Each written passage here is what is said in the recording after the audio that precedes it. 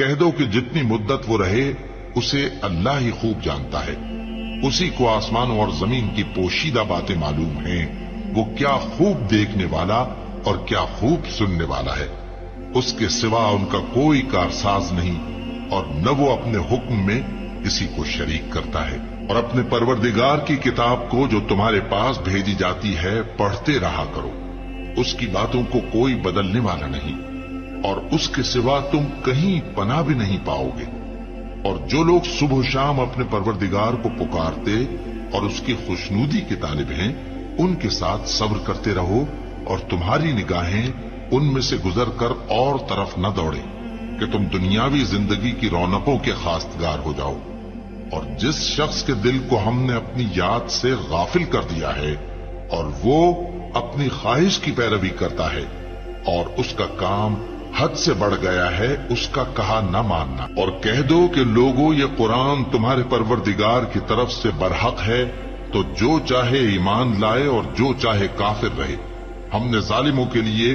دوزخ کی آگ تیار کر رکھی ہے جس کی قناتیں ان کو گھیر رہی ہوں گی، اور اگر فریاد کریں گے تو ایسے کھولتے ہوئے پانی سے ان کی داد رسی کی جائے گی جو پگھلے ہوئے تانبے کی طرح گرم ہوگا اور جو ان کے چہروں کو بھون ڈالے گا۔ ان کے پینے کا پانی بھی برا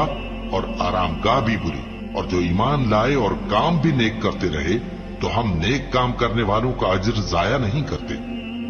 ایسے لوگوں کے لیے ہمیشہ رہنے کے باغ ہیں جن میں ان کے محلوں کے نیچے نہریں بہ رہی ہیں، ان کو وہاں سونے کے کنگن پہنائے جائیں گے، اور وہ باریک دیبا اور اطلس کے سبز کپڑے پہنا کریں گے، اور تختوں پر تکیے لگا کر بیٹھا کریں گے۔ کیا خوب بدلہ اور کیا خوب آرام گاہ ہے۔ اور ان سے دو شخصوں کا حال بیان کرو جن میں سے ایک کو ہم نے انگور کے 2 باغ عنایت کیے تھے اور ان کے گردا گرد کھجوروں کے درخت لگا دیے تھے،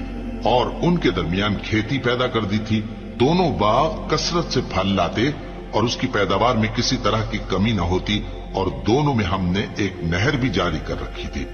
اور اس طرح اس شخص کو ان کی پیداوار ملتی رہتی تھی۔ تو ایک دن جبکہ وہ اپنے دوست سے باتیں کر رہا تھا، کہنے لگا کہ میں تم سے مال و دولت میں بھی زیادہ ہوں اور جتھے اور جماعت کے لحاظ سے بھی زیادہ عزت والا ہوں، اور ایسی شیخیوں سے اپنے حق میں ظلم کرتا ہوا اپنے باغ میں داخل ہوا۔ کہنے لگا کہ میں نہیں خیال کرتا کہ یہ باغ کبھی تباہ ہو، اور نہ خیال کرتا ہوں کہ قیامت برپا ہو، اور اگر میں اپنے پروردگار کی طرف لوٹایا بھی جاؤں تو وہاں ضرور اس سے اچھی جگہ پاؤں گا۔